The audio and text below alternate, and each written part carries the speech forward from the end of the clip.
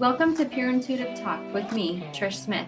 I'm a multi-dimensional channeler sharing my gift to assist others to connect and work with their whole being, helping bring them into a beautiful way of high-frequency living.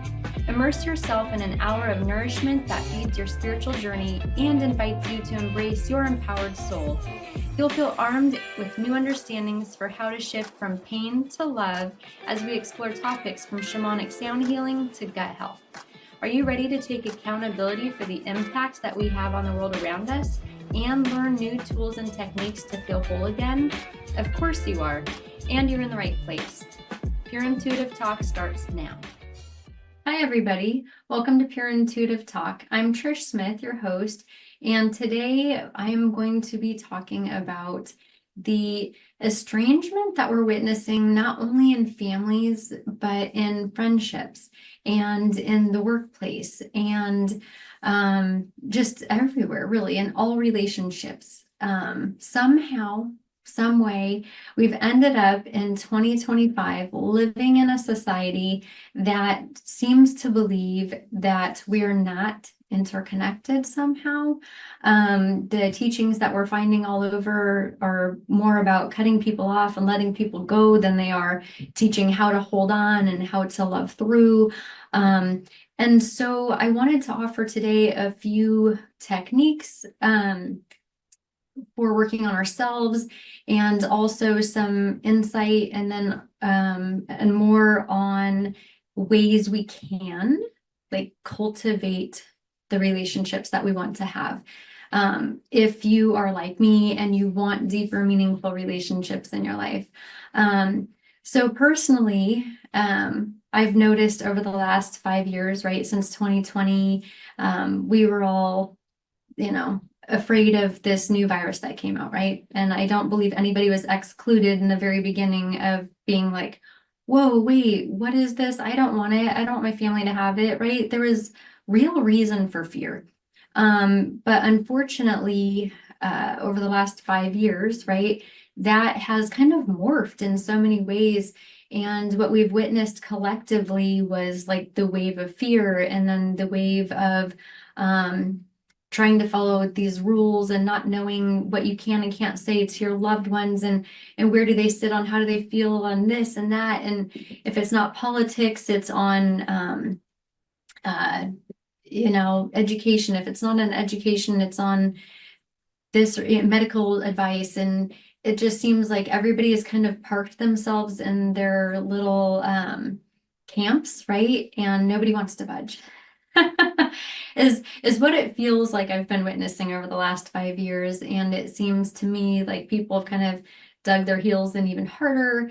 And the truth is that so much of it, in my opinion, is very petty, especially when it comes to relationships, especially when it comes to our marriages, when it comes to our relationships with our parents, our siblings, our children, those familial bonds, right?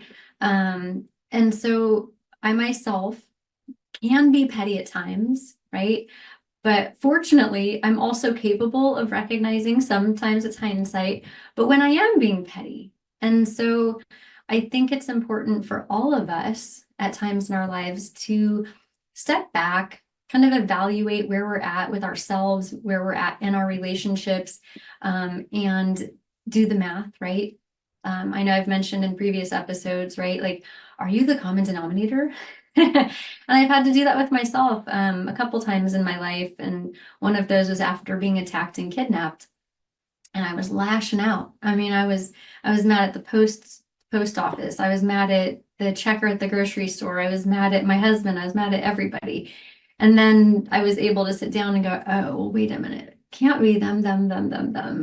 Like, it has to be me, right? It can't be everybody else, right? So if you're the person right now in your life who is like, everybody's horrible, really, I mean, if you're the one that's looking out and you're pointing fingers at everybody and everything around you, it might be time to look in the mirror. And again, I've had to do that myself.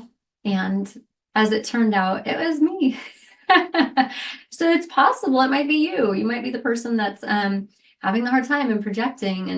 And so it's important, though, right, to sit down and be able to go, oh, do the math, right? Find that common denominator. It is me. And then start doing that internal work.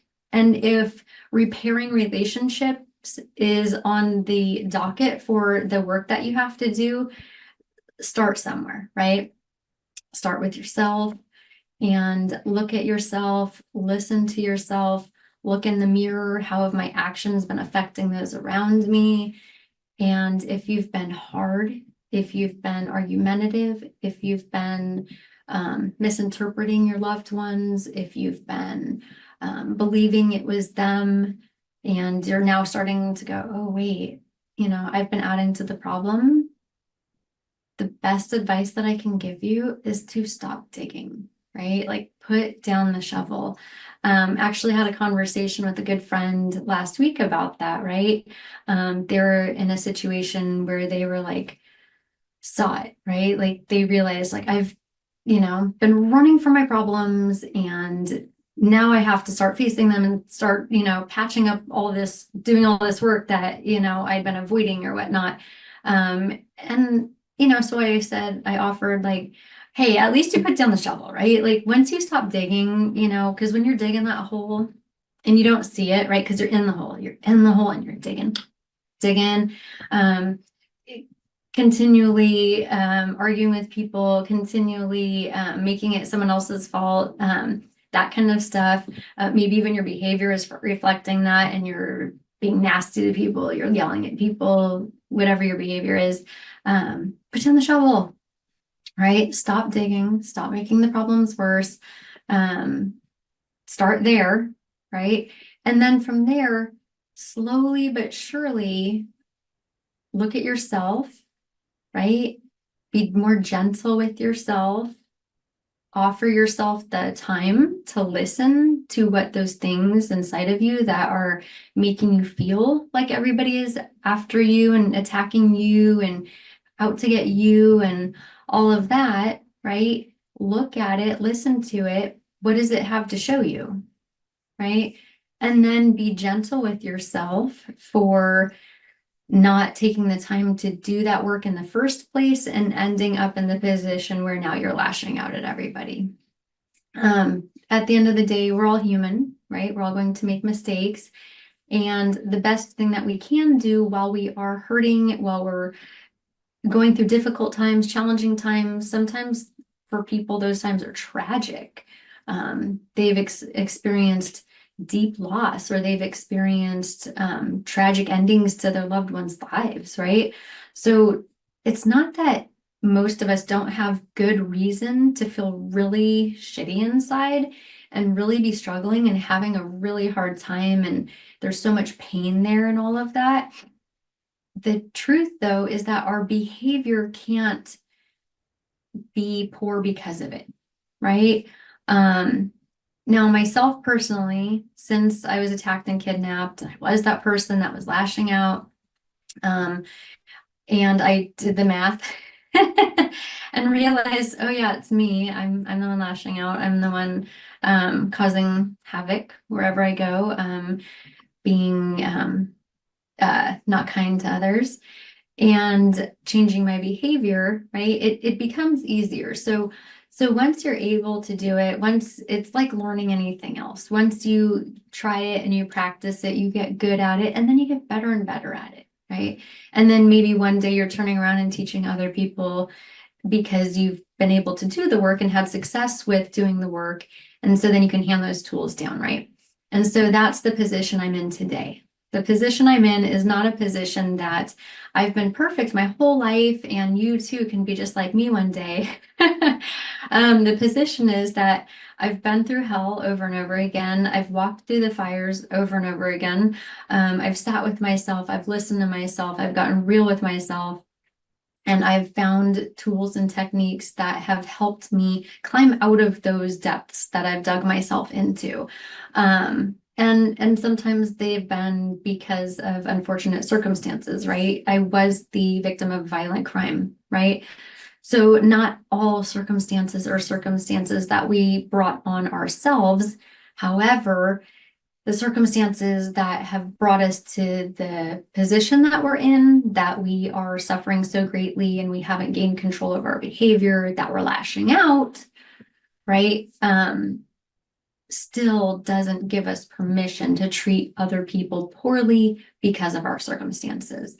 So, and that's the bottom line, right? So the bottom line is trying to be the best version of ourselves that we can at all times in our life. And for me now, right, because at one point in my life, I was not even at one point, like in my younger days, because there's high school, then there's the young adult years, where my behavior was ugly at times, and I treated people around me poorly. And so now my coping techniques look more like allowing my hurt to hurt, right? Allowing my pain to teach me. And while I was a teenager and promising myself that I wouldn't waste my suffering, I wasn't to the maturity yet that I was not allowing my suffering to give me, or I shouldn't say give me, but put me in a place where I had no control over myself, my behaviors, right? So now that I've gained that maturity, what it looks like for me is allowing my pain to hurt. And if that means that I feel depressed and if I feel sad and I cry, that I do that I give myself permission to cry and I allow myself to be sad, because there are things that are going to happen in our lives that hurts. They hurt really bad. They're painful. Some of the pain I've experienced is so excruciating. It's felt physical, and I'm sure that you can relate if you're listening. But I feel like the best favor that I can do to those around me in my life is to just let my pain hurt. And then from there, be honest about that and explain to my loved ones that I'm having a hard time. I'm having a hard time. I'm going through this or that. Sometimes I keep it private. Sometimes I share it. But by letting myself be sad and giving myself permission to be in a place where I am honoring my pain and my suffering, it then frees me from being the person that is lashing out at other people. Because I have a really big conscience. I used to tell people I can't even fart sideways without feeling guilty about it. And I don't know if that's a proper thing to say, but anyways, I do. I have a really big conscience, and things will eat at me if I treat other people poorly.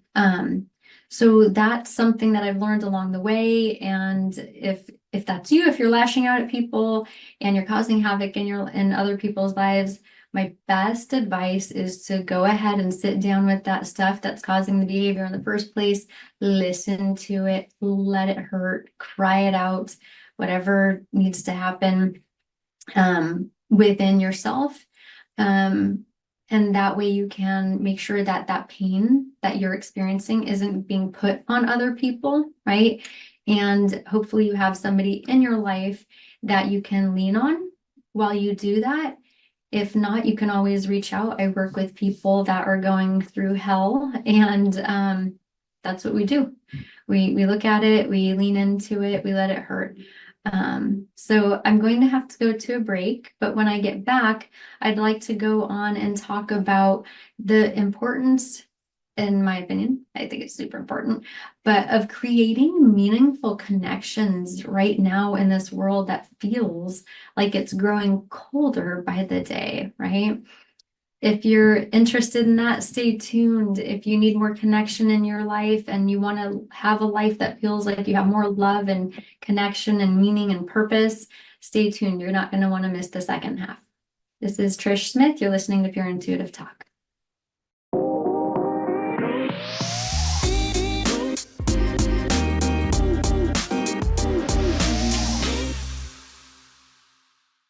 Welcome back, everybody, listening to Pure Intuitive Talk. I'm your host, Trish Smith, your Pure Intuitive Guide. If you're ever watching one of my episodes and you're like, how do I find that lady? She's crazy. I think she's all right, though.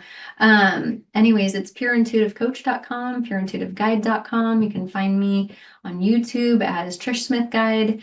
But those are just different ways to find me. And if you're looking for someone to work with through relationship issues, reach out, reach out. I know it's tragic in my opinion, the degree of relationship issues that I'm witnessing with my clients, friends, and family, in these times, but it's a sign of the times in my opinion. So I'm here if you're looking for somebody to work with.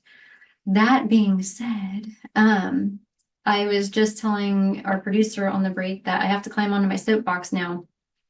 Um, so what I'm witnessing and is really disheartening right now is a lot of divorce, right? And before I went to the break, I was talking about 2020 and how collectively we've grown further and further apart from one another. We're seeing more and more teachings about letting people go and cutting people off. I remember in 2020, you guys remember, it's like, don't touch anybody, don't get close, stay 6 feet away, no hugging, right? We went to fist bumping, that kind of stuff. And while there's a place and a time for those things, I don't personally believe it's supposed to be how we live our lives, our daily lives. So we have, in my opinion, grown further and further away from each other. Some of the hardest times that I've had in my own marriage with my husband, we have a little rule, and I may have said this before in one of my podcasts, I don't really remember, but one of the rules that I made for us maybe a decade or so ago was that we will zip the lips and hold each other. And it's something that I remember talking to my husband about when we were younger. And I remember having ex-boyfriends because I had ADHD and I was really a wild child. I was really a wild teenager, reckless, I mean, ruthless sometimes. So, and I remember like having like being so upset emotionally. And I remember trying to explain to ex-boyfriends, like, if you could just shut up and hold me, like, that's all I need. Because they'd be like, I don't even know what to do with you. Like, you're having such a hard time. Like, and I would just like kind of lose my marbles. I was that lady that would get in, or chick, should I say, because I was young, but I was that girlfriend that would hop out the ride, like you're driving along and we'll start getting an argument and I would just like, I mean, we get close enough to do a stop sign and I'd jump out. Like, I know it sounds extreme, but I was that crazy chick. And so I remember trying to help people understand that. Like, I don't need advice. I don't need you to talk. I just need you to hold me. And so my husband and I implemented that into our relationship, and it's worked wonders because there's times when you're maybe bickering because you're both tired, and sometimes you end up going in circles and it's not helping anybody at that point. And so by implementing our rule, it's really changed our relationship. And so I'm grateful that it's worked so well. And I like to offer that to other people because we're all human, and it's possible that in your relationship, you might be arguing and going in circles with your partner. Crazy, right? So try it, see if it works. It's worked really well for us. But I wanted to talk about that, right? Like, and so when we're talking about creating meaningful relationships, that is a very meaningful practice, right? A practice that says, right now, being right doesn't matter, but your safety does, right? And so I'm going to pause everything that I think I need to say to you. And you're going to pause everything that you believe you need to say to me. And we're going to set all of that aside, and we're just going to hold each other, physically hold each other, have that human connection, heart to heart, right? Arms around each other, resting into each other, and then finding that place when all of that bullshit just starts to, like, that static energy of like like, I want him to understand, and he's, I'm sure, thinking the same thing. I wish he could just understand. And letting all of that go and just going like, we matter more than that stuff, that nonsense. So I'm seeing a lot of people right now asking about divorce, and I'm hearing a lot of people ask for advice on relationships. And we have witnessed in the last, I don't know, 3 decades, a lot more broken families And I myself have an ex-husband. So, he left when my son was really 4 months old, really young. And so I get it. I understand broken families. And I've worked with thousands and thousands of children over the last 35 years.